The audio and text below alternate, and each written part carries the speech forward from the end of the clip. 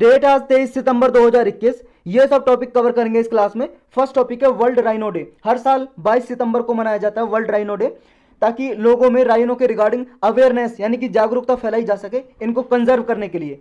ऐसे होते हैं भाई साहब राइनो, गेंडे बोलते हैं नहीं हिंदी में। ये 2 सींग वाले गेंडे भी होते हैं और 1 सींग वाले भी। वन हॉर्न राइनो सबसे ज़्यादा हमारे इंडिया में मिलते हैं। वन हॉर्न राइनो, उनका देखो नाक के ऊपर 1 ही सींग होता है, इसके 2 हैं। तो इसकी 5 स्पीसीज पाई जाती है पूरे वर्ल्ड में। पहली बार जो ये वर्ल्ड राइनो डे है, वर्ल्ड वाइल्ड लाइफ फंड ने अनाउंस किया था साउथ अफ्रीका में 2010 में। ये वर्ल्ड वाइल्ड लाइफ फंड क्या है? ये देखो एक इंटरनेशनल ऑर्गेनाइजेशन है, इंटरनेशनल एनजीओ है, नॉन गवर्नमेंटल ऑर्गेनाइजेशन। ये 1961 में बनाई थी। और स्विट्जरलैंड का एक शहर है, स्विट्जरलैंड कंट्री है यूरोप में, उसका एक शहर है ग्लैंड नाम का, वहां पे इसका हेडक्वार्टर है। तो ये पूरे वर्ल्ड वाइड वाइल्ड लाइफ को प्रोटेक्शन करने के लिए काम करती है वर्ल्ड वाइल्ड लाइफ फंड। इसने 2010 में वर्ल्ड राइनो डे 22 सितंबर को डिक्लेयर किया था। तब से ये हर साल मनाया जाता है, ताकि जो राइनोज की जो स्पीसीज हैं, जो एक्सटेंशन होने की कगार पे हैं, मतलब लुप्त होने की कगार पे हैं, उनको बचाया जा सके।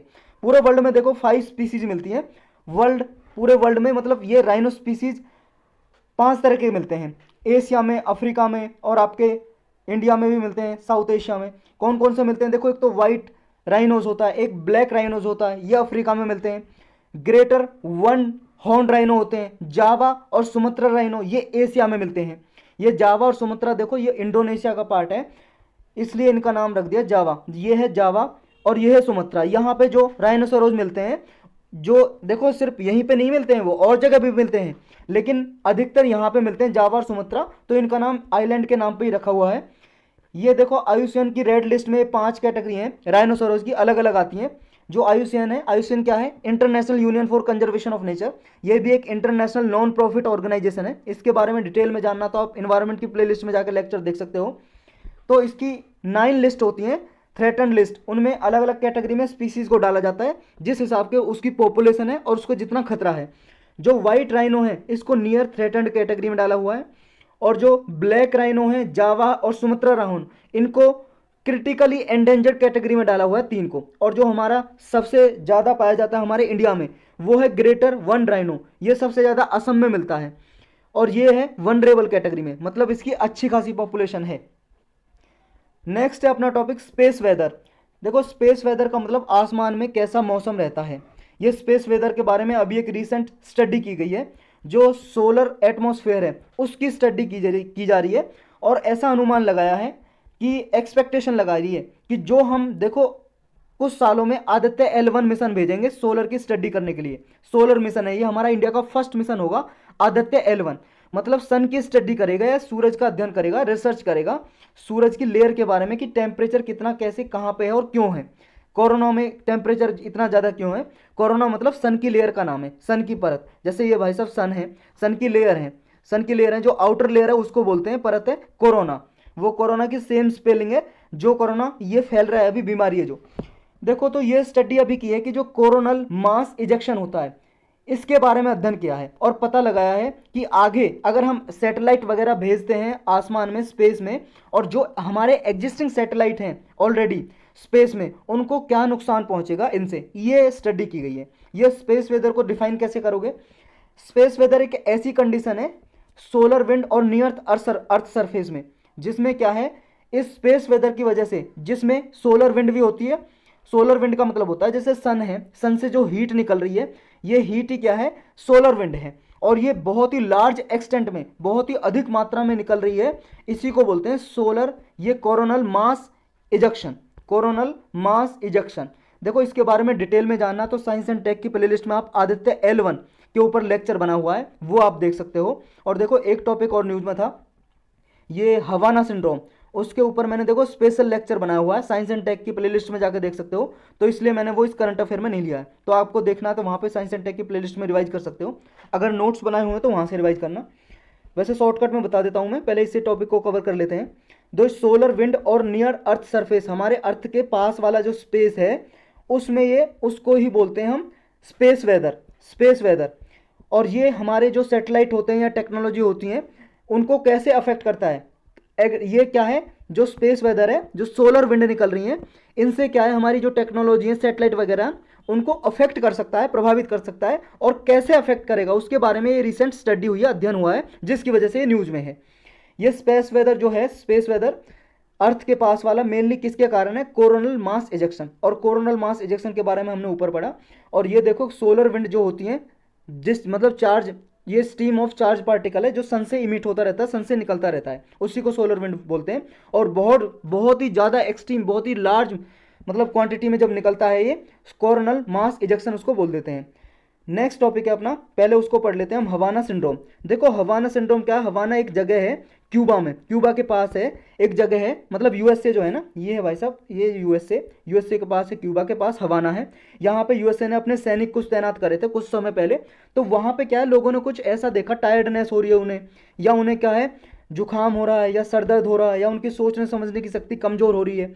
तो ये किस वजह से हुआ कि ऐसा देखा कि जो माइक्रोवेव्स होती है ना, मान लो लेजर लाइट है, वो किसी की बॉडी पे लगातार डाली जाए तो उसको दिखाई तो नहीं देता, कुछ अफेक्ट नहीं पड़ता, लेकिन उसकी बॉडी के अंदर प्रभावित करता है, उसे बीमार कर देता है, थकान मतलब उसे महसूस होती है, टायर्डनेस। तो ये हवाना सिंड्रोम, इसके बारे में पूरा डिटेल से जाना है तो ये आप वहाँ लेक्चर देख सकते हो साइंस एंड टेक की प्लेलिस्ट में। नेक्स्ट है फोर्टिफाइड राइस कर्नेल।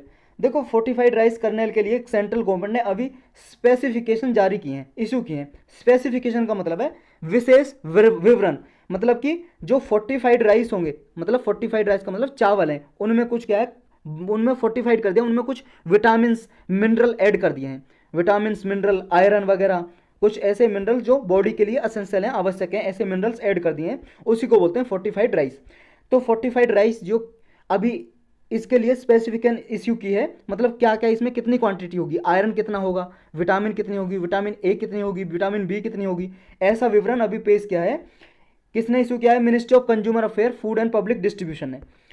देखो बैकग्राउंड जानते हैं, जो फोर्टिफाइड राइस है, गवर्नमेंट ने ये प्लान बनाया है 2024 तक हम ये पीडीएस और मिड डे मील स्कीम में अप्लाई करेंगे, इंप्लीमेंट करेंगे। मिड डे मील स्कीम आप जानते हैं, स्कूलों में दोपहर में जो बच्चों को खाना दिया जाता है 8वीं क्लास तक, उनको जो खाने में क्या है फोर्टिफाइड राइस दिए जाएंगे। और जो पीडीएस में जो राशन दिया जाता है, पब्लिक डिस्ट्रीब्यूशन सिस्टम में जो राशन दिया जाता है राशन कार्ड के जरिए हर महीने पुअर पीपल को, बिलो पॉवर्टी लाइन यानी कि जो बीपीएल फैमिली के लोग होते हैं उनको राशन दिया जाता है, उनमें भी फोर्टिफाइड राइस दिए जाएंगे। अब ये गवर्नमेंट ने स्पेस मतलब ये जो मेजर्स लिया है, ये स्टेप लिया है, क्यों लिया है, फोर्टिफाइड राइस क्यों देना चाहती है। देखो फोर्टिफाइड राइस इसलिए देना चाहती है क्योंकि हमारी कंट्री में देखो बच्चे और वुमन में माल न्यूट्रिशन के शिकार हैं, बच्चे और वुमन मतलब महिलाएं। माल न्यूट्रिशन आप जानते हो, कुपोषण, यानी कि उनकी बॉडी में न्यूट्रिएंट्स पोषक तत्व की कमी है, जिसकी वजह से मान लो किसी की हाइट कम रह जाती है, हाइट ही नहीं बढ़ती, किसी की मतलब मोटे नहीं रहते, मतलब हेल्दी नहीं रहते, पतले रहते हैं, बहुत ही सूखे, मिस्टर हड्डी टाइप। तो ये क्या है, फूड मिनिस्ट्री ने कहा है कि हर एक एवरी सेकेंड वुमन, हर एक दूसरी वुमन क्या है, एनीमिया का शिकार है हमारे देश में। और एवरी थर्ड चाइल्ड स्टंटेड है, मतलब स्टंटेड का मतलब हो गया कि उसका क्या है, एक होता है वेस्टिंग और एक होता है स्टंटिंग। स्टंटिंग का मतलब होता है एज तो बढ़ जाती है, एज के हिसाब से हाइट नहीं बढ़ती, तो उसे चाइल्ड को बोलते हैं स्टंटेड चाइल्ड। और एक होता है वेस्टिंग, वेस्टिंग का मतलब होता है कि उसका भाई साहब उसके एज के हिसाब से, उसके हाइट के हिसाब से वजन नहीं है उसकी बॉडी में, बहुत ही कम है, पतला है, वो कहते हैं वेस्टिंग, उसे बोलते हैं वेस्टिंग। और स्टंटेड हमारे मतलब देश में ये बहुत ज़्यादा बच्चे हैं ऐसे। और इंडिया की जो रैंकिंग है इस ग्लोबल हंगर इंडेक्स में, वो भी बहुत ही खराब है, 107 कंट्रीज के अंदर 94 रैंकिंग है इंडिया की, मतलब बहुत ही खराब कंडीशन है, सीरियस हंगर की प्रॉब्लम झेल रहा है इंडिया। हंगर मतलब भुखमरी। माल न्यूट्रिशन और लैक ऑफ एसेंशियल न्यूट्रिएंट्स की वजह से पुअर वुमन और जो पुअर चिल्ड्रन है वो उनको क्या है, उनका डेवलपमेंट नहीं हो पाता और उनकी हेल्थ खराब होती चली जाती है। अब फोर्टिफाइड राइस होता क्या है और फूड फोर्टिफिकेशन क्या होता है। देखो फूड फोर्टिफिकेशन का मतलब ये है, जब भी राइस का प्रोसेसिंग कर रहे होते हैं, जैसे मान लो ये राइस है, इसको पैकेज करेंगे और इसको पैकेज करने से पहले मान लो किसी पोलोथीन में, किसी में पैकेट में पैक करना है इसे, उससे पैक करने से पहले इसकी प्रोसेसिंग करते हैं। जैसे देखो दूध को बेचने से पहले प्रोसेसिंग करते हैं, ऐसी राइस की करते हैं। तो राइस की प्रोसेसिंग करने के दौरान उसमें विटामिन और मिनरल ऐड कर दिए जाते हैं। देखो नेचुरली उसमें नहीं होते वो विटामिन जो इसमें ऐड करे जा रहे हैं, लेकिन इसमें ऐड कर दिए जाते हैं प्रोसेसिंग करने के दौरान, जो ऐसे न्यूट्रिशन वैल्यू बढ़ा दी जाती है जो बॉडी को जरूरत होती है। देखो ये सेफ भी है, कॉस्ट इफेक्टिव भी है, कम कॉस्ट आती है और इससे क्या है जो डाइट में इंप्रूव किया जा सकता है और जो माइक्रो न्यूट्रिएंट्स की डेफिशिएंसी है, जो लोगों में पोषक तत्व की कमी है, उसको मिटाया जा सकता है। जो फसई है food safety standard authority of India, ये एक स्टैट्यूटरी बॉडी है, सांविधिक संस्था, 2006 में बनी थी ये एक्ट बना के, इसको स्टैट्यूटरी बॉडी बना दिया था, यानी कि सांविधिक संस्था।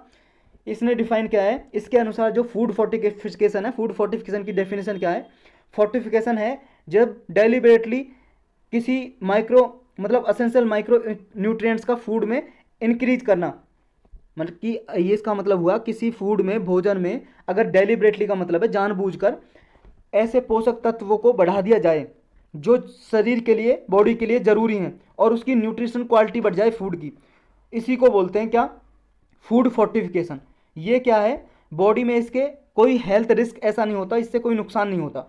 तो फोर्टिफाइड राइस क्या है, देखो फूड मिनिस्ट्री के अकॉर्डिंग जो फोर्टिफिकेशन ऑफ राइस है ये कॉस्ट इफेक्टिव है, और ये क्या है हमारी बॉडी में जब जाएगा तो विटामिन और मिनरल हैं जो जिनकी कमी है डाइट में उनको कंप्लीट करेगा। जो फसई ने नॉर्म्स जारी किए हैं उनके अकॉर्डिंग 1 किलोग्राम फोर्टिफाइड राइस में आयरन का कंटेंट होगा 28 मिलीग्राम, और फॉलिक एसिड होंगे इसमें, विटामिन B12 होगा उसमें। ये देखो नेचुरली नहीं पाए जाते किसमें, राइस में, लेकिन इनको डाल दिया जाता है प्रोसेसिंग के दौरान। और क्या क्या होगा इसमें, देखो विटामिन ए भी होगी इसमें, जिंक होगा, और क्या होगा, विटामिन B1 होगा, B2 होगा, विटामिन B6 होगा, B3 होगा, ये सारे न्यूट्रिएंट्स ऐड कर दिए जाएंगे उसमें। इसका बेनिफिट क्या होगा फिर फूड फोर्टिफिकेशन का, बेनिफिट वही होगा जो हम ऊपर डिस्कस करते आ रहे हैं, पोषक तत्व की जो कमी होती है फूड में वो बढ़ जाएंगे, यानी कि न्यूट्रिशनल क्वालिटी बढ़ जाएगी इसकी। और ये क्या है, कॉस्ट इफेक्टिव भी होगा और सेफ मेथड भी है ये। और देखो किसी की डाइट भी चेंज नहीं करेगा ये। बहुत से लोग ऐसे होते हैं ना, मान लो कोई वेजिटेरियन है, प्योर वेजिटेरियन, और उसको बोला जाए कि भाई साहब आपके लिए प्रोटीन की कमी है, प्रोटीन का अच्छा स्रोत है, या तो आप पनीर खाइए, अगर पनीर नहीं खा सकते तो या फिर आप अंडे खाइए, अंडे में अच्छा प्रोटीन मिलता है, तो वो है लेकिन प्योर वेजिटेरियन, तो अंडे खा नहीं सकता।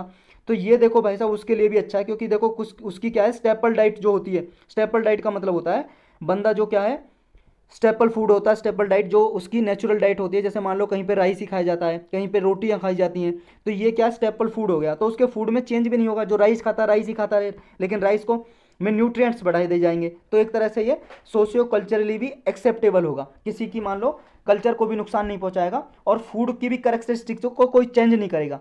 फूड की करेक्टरिस्टिक्स का मतलब है उसके फीचर्स, यानी कि उसका टेस्ट को भी चेंज नहीं करेगा, ना ही उसकी फील को, ना ही उसके लुक को, सेम रहेगा। और इसको देखो आसानी से इम्प्लीमेंट भी किया जा सकता है हेल्थ रिस्क को, और इससे कोई हेल्थ रिस्क नहीं होंगे, कॉस्ट इफेक्टिव भी होगा, कम कीमत में ये हो जाएगा। तो यही था इसके बारे में। नेक्स्ट है CVC, अभी न्यूज में है, सेंट्रल विजिलेंस कमीशन।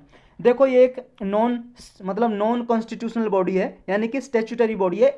जब ये बनाई गई थी तो एग्जीक्यूटिव रिजोल्यूशन के द्वारा 1964 में बनाई थी। संथानम कमेटी बैठी थी एक, ये थी committee on prevention of corruption, मतलब करप्शन को, भ्रष्टाचार को हमारे देश में से कैसे मिटाया जाए, कैसे रोका जाए, इसके लिए गवर्नमेंट ने कमेटी बैठाई थी, जिसके अध्यक्ष थे के संथानम। उन्हीं के नाम पे इस कमेटी को संथानम कमेटी भी बोलते हैं। तो इसने रिकमेंडेशन किया था, इसने सिफारिश की थी कि भाई साहब एक सेंट्रल विजिलेंस कमीशन नाम का एक आप बॉडी बनाइए, तो ये बना दी। जब बनाई थी तो एग्जीक्यूटिव बॉडी थी, ना ही संविधान में इसके प्रोविजन थे और ना ही इसके लिए कोई एक्ट था, कानून, लेकिन बाद में इसके लिए एक्ट बनाया 2003 में, और इसे स्टैट्यूटरी बॉडी बना दिया, सांविधिक संस्था। इसके देखो ये जो काम करती है, जितने भी ऑफेंसेस होते हैं, करप्शन से रिलेटेड अपराध होते हैं उनकी, मतलब करप्शन से रिलेटेड जितने भी अपराध होते हैं, जितने भी ऑफेंसेस होते हैं, उनके बारे में ये इंक्वायरी करती है, जांच करती है। प्रिवेंशन ऑफ करप्शन एक्ट के दौरान, मतलब ये एक्ट है हमारा भ्रष्टाचार को रोकने के लिए 1988 में बनाया था। ये जितने भी इसके अंदर क्राइम होते हैं उन क्राइम की इंक्वायरी करता है CVC, और हमारे देश में सबसे अपेक्स ऑर्गेनाइजेशन है करप्शन को रोकने के लिए, सबसे बड़ी ऑर्गेनाइजेशन है हमारे देश में। इसके मेंबर कौन कौन होते हैं CVC के, देखो एक तो इसमें सेंट्रल विजिलेंस कमिश्नर होता है, जिसे चेयरपर्सन भी बोल सकते हो, इसका अध्यक्ष, और 2 से ज़्यादा मेंबर नहीं होते, not more than 2 vigilance commissioner, मतलब मैक्सिमम 2 हो सकते हैं या फिर 1 हो सकता है। इन्हें अपॉइंट कौन करता है, देखो एक कमेटी बैठती है भाई साहब, 3 मेंबर की कमेटी, जिसमें एक प्राइम मिनिस्टर होते हैं, एक होम मिनिस्टर, और एक leader of opposition in Lok Sabha, मतलब लोकसभा में जो विपक्ष के नेता होते हैं वो इसके मेंबर होते हैं। तो ये 3 मेंबर में प्राइम मिनिस्टर इस कमेटी के चेयरपर्सन होते हैं, अध्यक्ष, और ये कमेटी रिकमेंडेशन करती है, सिफारिश करती है प्रेसिडेंट को, और प्रेसिडेंट अपॉइंट करते हैं इन मेंबर को और CVC के चेयरपर्सन को, अध्यक्ष को। इनका कार्यकाल क्या होता है, टर्म ऑफ ईयर, जब अपॉइंट होते हैं, देखो ये 4 साल तक का इनका ऑफिस होता है, या 65 ईयर, जो भी पहले आ जाए रिटायर हो जाएंगे, 4 साल पहले पूरे हो जाएंगे तो पहले 4 साल हो गए तो पहले रिटायर हो जाएंगे, 65 ईयर पहले हो गए, मान लो 3 साल में 65 ईयर की उनकी एज हो गई मैक्सिमम, तो वो रिटायर हो जाएंगे। तो इस तरह से इनकी टर्म होती है। तो यही था इस लेक्चर में।